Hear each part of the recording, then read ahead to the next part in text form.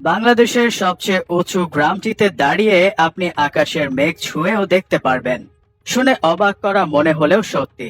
সমুদ্র পৃষ্ঠ থেকে প্রায় 3065 ফুট উপরে অবস্থিত এই গ্রাম। বান্দরবানের কেওক্রাডং পাহাড়ের চূড়া থেকে নেমে যে গ্রামটি চোখে পড়বে তার নাম পাসিংপাড়া। এই গ্রাম দেশের সবচেয়ে উঁচু গ্রাম হিসেবে পরিচিত। রুমা উপজেলা সদর থেকে 30 কিলোমিটার দূরে কেওক্রাডাং পাহাড় অবস্থিত।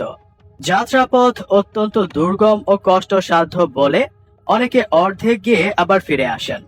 কিন্তু দুর্গম পাহাড়ি অঞ্চল পাসিংপাড়ার দৃশ্য খুবই মনোরম। এত উঁচুতে বাংলাদেশের আর কোনো গ্রাম নেই। কথিত আছে গ্রামটির প্রধান পাসিং ম্রোন নামে নামকরণ করা হয় পাসিংপাড়া। গ্রামের বাসিন্দারা মূলত ক্ষুদ্র নৃগোষ্ঠীর মুরং সম্প্রদায়ের লোক।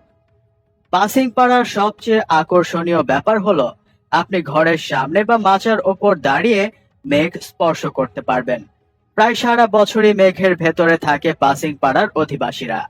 চারপাশ দেখে মনে হয় যেন এক মেঘের সমুদ্র।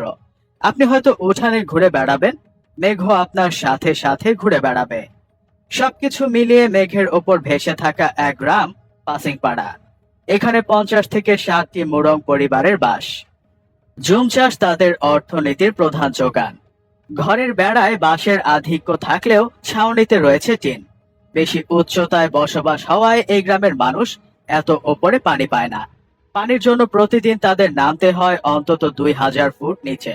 অধিক উচ্চতায় বাতাসের তাণ্ডব থেকে বাঁচার জন্য পাসিংপাড়ার টিনের চালগুলো আটকে রাখতে উপরে বাঁশ আড়াআড়ি করে বাঁধা হয়। এই গ্রামে ভিন্ন ধর্মের মানুষ থাকলেও একটি অংশ খ্রিস্টান ধর্মাবলম্বী। পাসিংপাড়ার চার্চটা কিছুটা পাহাড়ের উপরে। প্রতি রবিবার ধর্মীয় সমাবেশ এবং প্রতি সন্ধ্যায় প্রার্থনা হয়। 35 বছর আগে এই জনপদে গ্রামা নামে নতুন একটি ধর্মের আবির্ভাব হয় ম্রো বর্ণমালা সহ। খ্রিস্টান ধর্মের পাশাপাশি ম্রো সম্প্রদায়ের অনেকে এই ধর্মের অনুসারী। বাকিদের মধ্যে অনেকে বৌদ্ধ ধর্মাবলম্বীও রয়েছেন।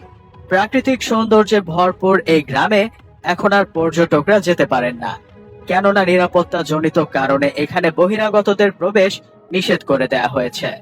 তাই গত কয়েক বছর যাবৎ পর্যটকদের কেওক্রাডাং এর চূড়ায় এসে থেমে যেতে হয়। যদিও একসময় এই গ্রামে অনেক পর্যটক আসতেন। গ্রামের মানুষজন সহজ সরল ও পরিশ্রমী। তারা জীবিকার জন্য জুম চাষের ওপর নির্ভরশীল হলেও কেউ কেউ শিকারও করেন। ম্রো সমাজে জুম চাষ শেষ হলে যখন কাজ থাকে না, তখন গ্রামের বৃদ্ধরা গল্প শোনায় শিশু কিশোর ও তরুণদের। এই গল্প শুধু রূপকথাই নয়, গল্পে গল্পে তারা মূলত সামাজিক শিক্ষা দেন। ম্রো সমাজের অনেক রীতিনীতি সংস্কৃতি উঠে আসে এসব গল্পে। গ্রামের এই গল্পকথক বৃদ্ধদের অনেকটা সামাজিক শিক্ষকও বলা যায়।